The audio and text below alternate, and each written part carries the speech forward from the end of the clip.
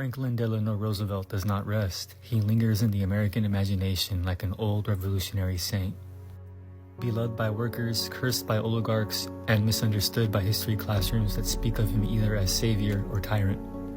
But Roosevelt was neither angel nor demon.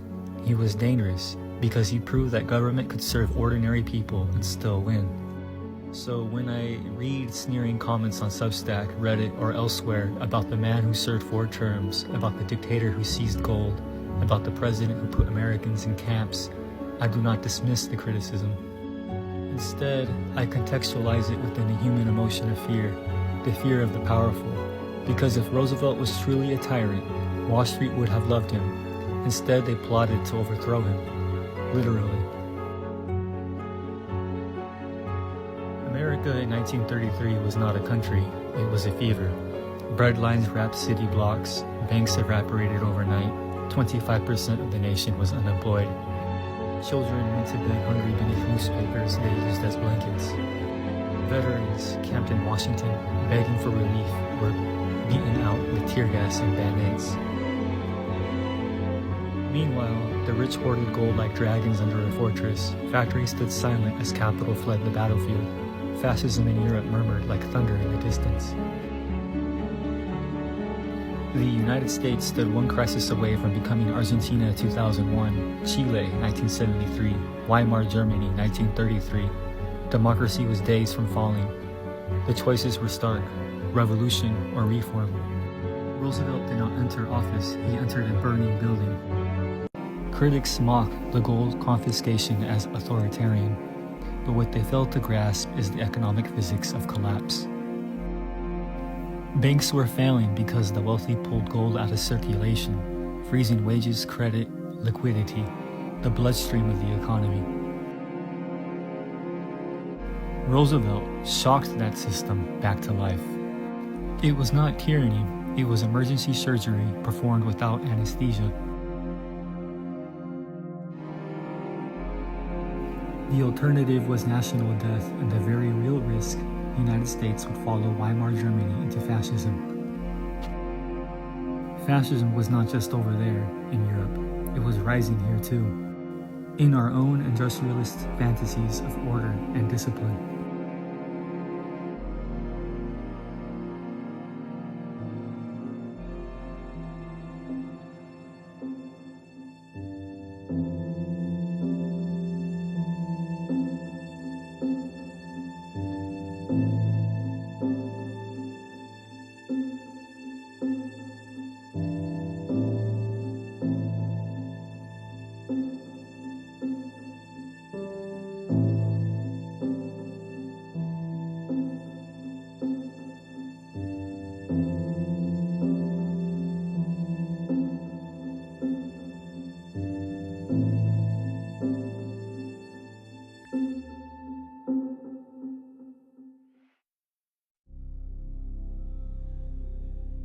Roosevelt did what no president has done since: taxed the wealthy up to 90%, broke monopolies, unionized labor, built Social Security, erected the safety net, electrified rural America, and created a middle class where none before existed.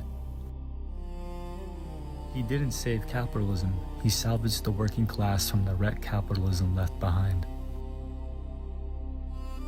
Corporate America never forgave him.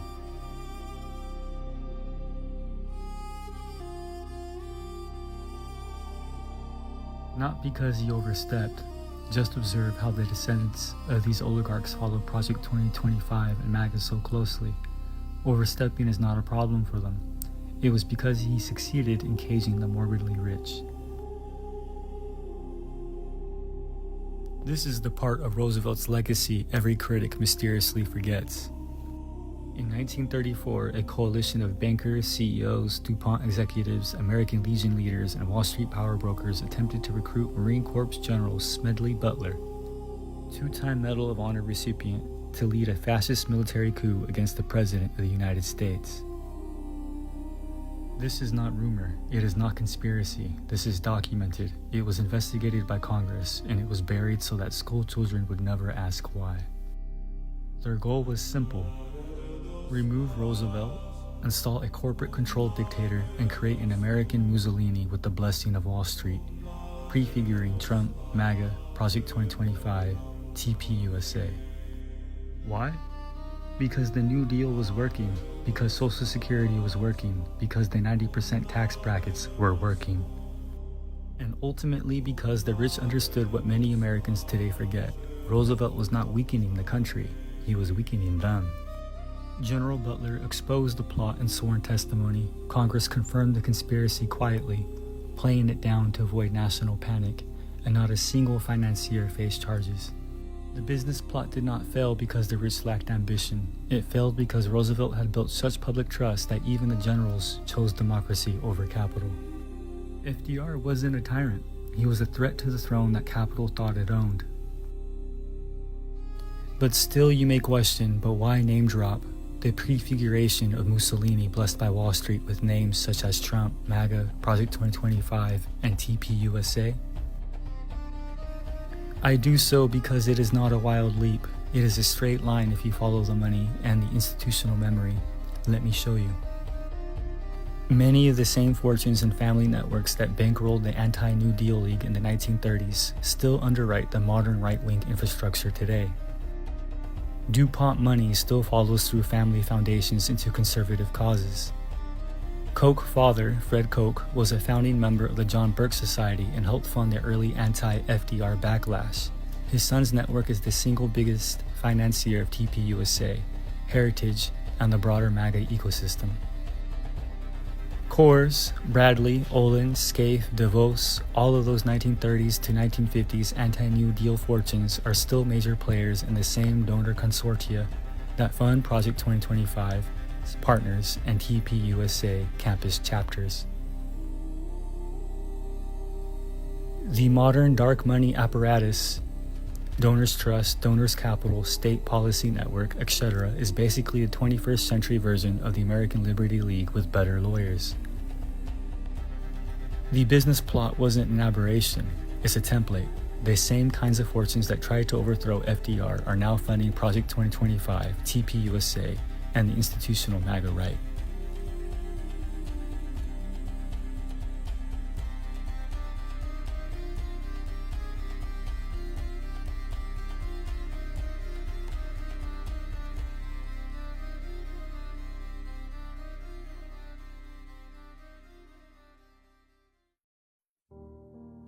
No dictator is elected 4 times. No tyrant wins the largest popular vote margin in American history. 1932 was the hope, 1936 was the landslide, 1940 was their trust, and 1944 was the nation choosing him even as he was dying.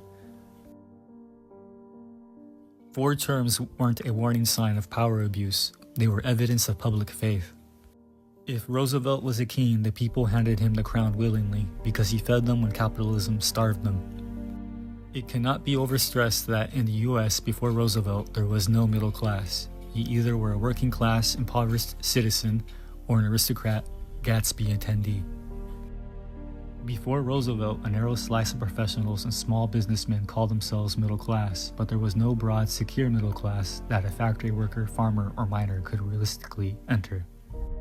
The New Deal built that for the first time. That is what I mean when I say there was no middle class. It wasn't real for the majority of Americans. And the American public was class conscious enough to realize this for themselves. We believe in Social Security. We believe in work for the unemployed. We believe in saving homes. Cross our hearts and hope to die.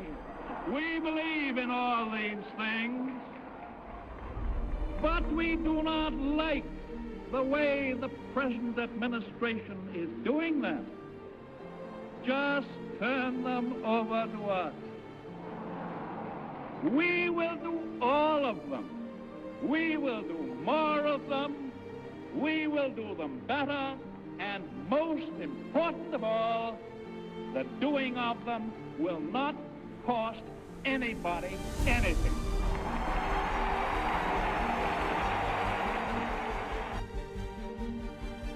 They didn't limit presidential terms because Roosevelt abused power.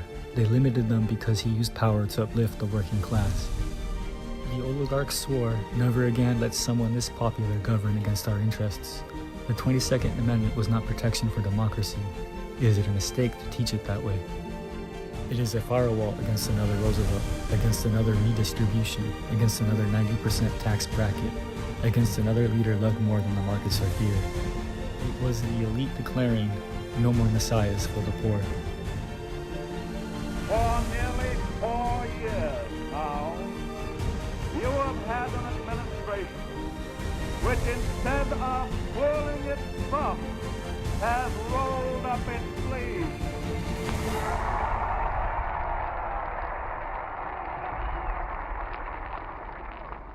And I can assure you that we will keep our sleeves rolled up.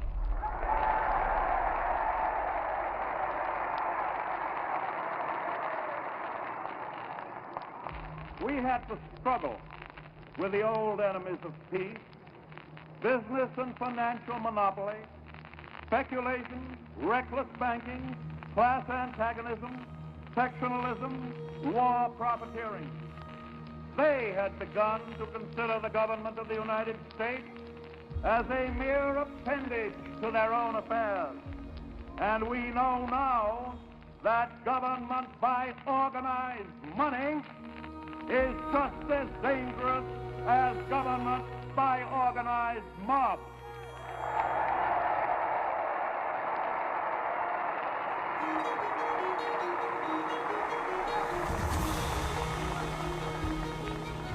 Never before in all our history have these forces been so united against one candidate as they stand today. They are unanimous in their hate for me, and I welcome their hatred.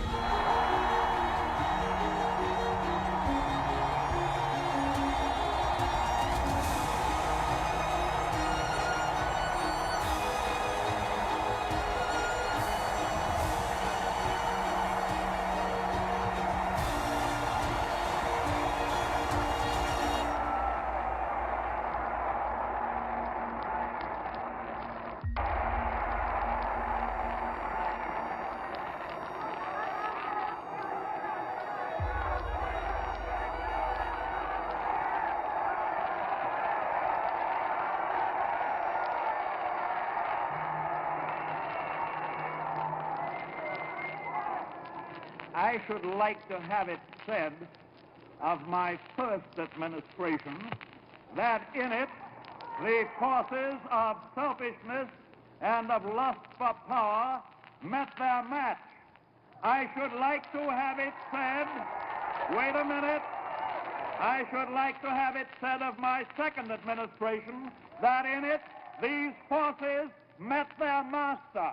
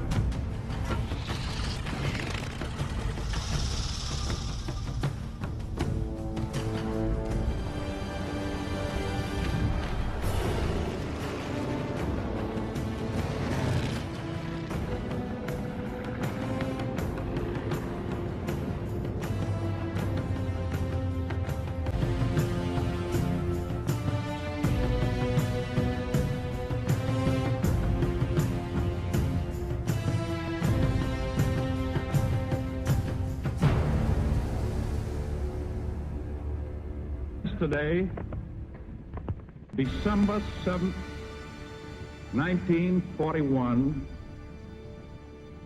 a date which will live in infamy. The United States of America was suddenly and deliberately attacked by naval and air forces of the Empire of Japan. no matter how long it may take us to overcome this premeditated invasion. The American people in their righteous might will win through to absolute victory.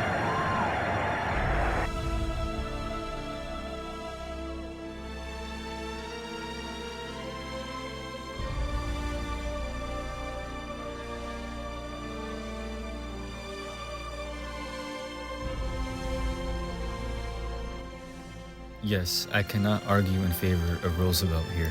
He proved us something unforgivable. A nation poisoned by wartime hysteria, racism, and corporate lobbying uprooted 120,000 Japanese Americans from their homes, farms, and futures, without trial, without charges, without evidence.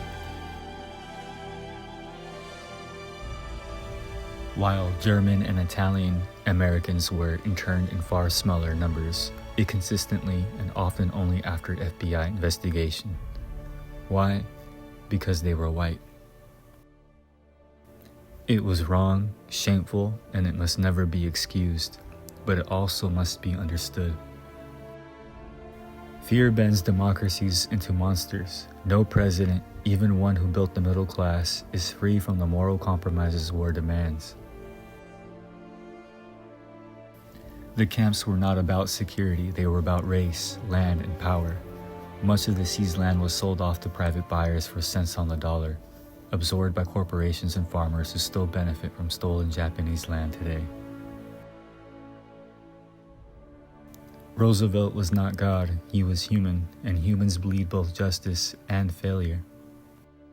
We can hold both truths without collapsing the man into caricature. But we also must remember our sins, not rationalize them. It cannot be understated, and I mean to emphasize the point. Japanese internment was not an accident, nor a wartime flinch. It was a policy choice rooted in racism, corporate fear-mongering, and the American tradition of sacrificing the vulnerable when the empire feels threatened. Just like today, right now. That is why this matters. Not just to set the record straight, but because America is once again preparing the public to excuse new camps, new seizures, new internal enemies. Immigrants, dissidents, the poor, trans people like my brother, the disloyal, and the unprofitable. History is not only repeating, it is rhyming with a steady drumbeat, and it cannot be defended by claiming everyone supported it back then. Widespread consent is not morality. It is what makes injustice scalable. Slavery had consensus. Jim Crow had consensus. The Iraq War had consensus. Every empire has the ability to convince its citizens that its cruelty is safety. Consensus is not proof of righteousness. Consensus is proof of successful propaganda that made atrocities like Manifest Destiny, the Holocaust, and the Gaza siege possible. America allowed the internment of those people because the economy was great. It is a disturbing lesson that if things are well enough, we will let presidents spy, seize, deport, bomb, censor, and detain as long as the stock market stays green.